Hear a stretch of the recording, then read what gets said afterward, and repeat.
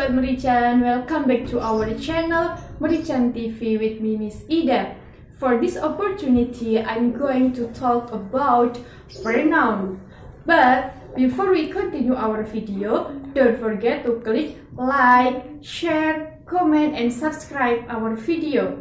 Well, pada kesempatan kali ini kita akan bahas tentang kelanjutan part of speech, yaitu pronoun. Nah, untuk mengetahui kenapa sih kita harus belajar pronoun, apa itu pronoun, dan apa saja jenis-jenis pronoun, dalam video ini kita akan bahas bareng-bareng.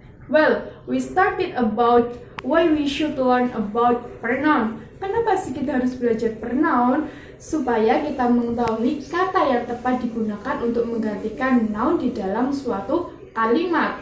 So, what is the definition of pronoun? Apa itu pronoun? Pronoun is a noun. Pronoun is word which is used to the name of noun, or pronoun is a word which is to represent about a noun. Jadi yang dimaksud dengan pronoun adalah suatu kata yang digunakan untuk menunjukkan atau menggantikan atau merepresent terhadap noun. Nah, apa saja itu jenis-jenis noun? That's all the kinds of pronoun. Ada subject, object, possessive adjective, possessive pronoun, and reflexive pronoun. Nah, pertama adalah subject. What is subject? Subject is doer something or doer the action. Jadi yang dimaksud dengan subject adalah yang melakukan suatu tindakan. Apa saja itu subject? Yaitu I, you, we, they, he, she, and it. Jadi semua ini adalah disebut dengan subject. For example, I'm eating rice. I di sini adalah dia berkedudukan sebagai subjek karena I adalah yang melakukan aksi, yaitu eating. Another example, she goes to school. Nah, she di sini adalah dia disebut dengan subjek karena dia yang melakukan suatu aksi, yaitu goes to school. Oke. Kemudian object. What is object?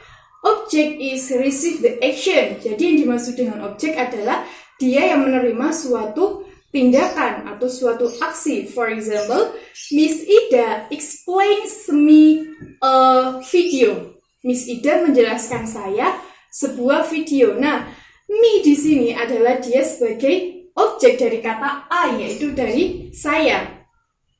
Oke. Another example, my mom give us much money. Ibu saya memberikan kita banyak uang. Nah, us di sini adalah dia berposisi sebagai objek, yaitu dari kata subjek we. Oke. Kemudian possessive adjective sama possessive pronoun adalah sama-sama menunjukkan suatu kepemilikan. Bedanya kalau possessive adjective digunakan untuk menunjukkan subjek yang tidak bisa berdiri sendiri tanpa ada bantuan dari noun. Kemudian kalau possessive pronoun adalah dia suatu kepemilikan yang dia bisa berdiri sendiri walaupun tanpa ada noun di belakangnya.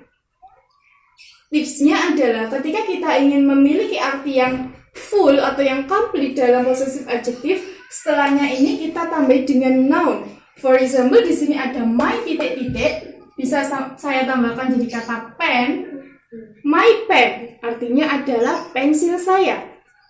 Nah, kalau cuma kata my, your, sampai dengan it, maka dia itu tidak akan memiliki arti yang lengkap.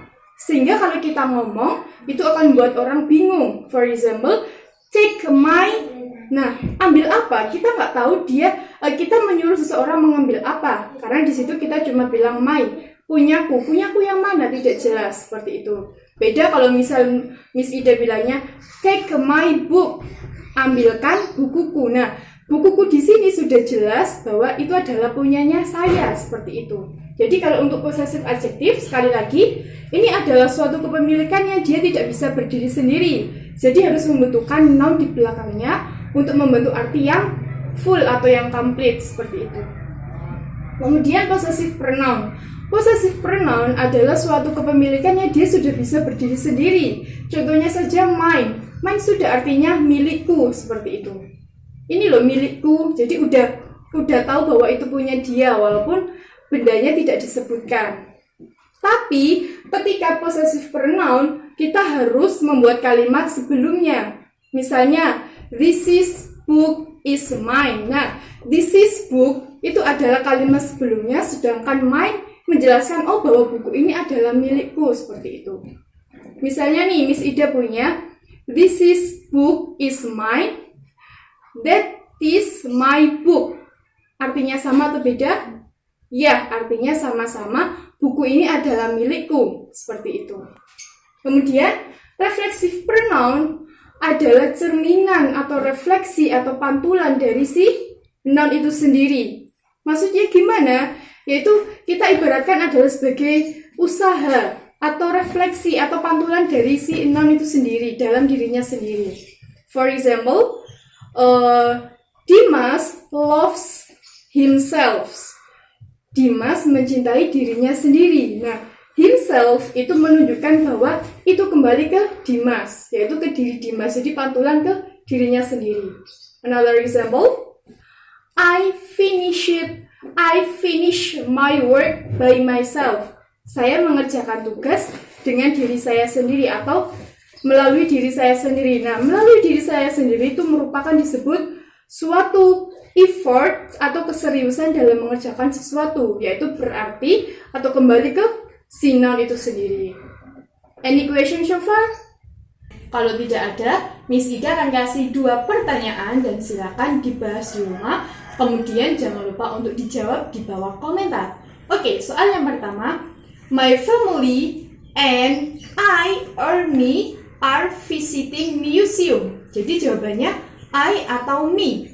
Oke, kemudian soal yang kedua, I meet they or them yesterday. Jadi silakan dijawab pilihannya them atau they. Okay, that's all about pronoun for today.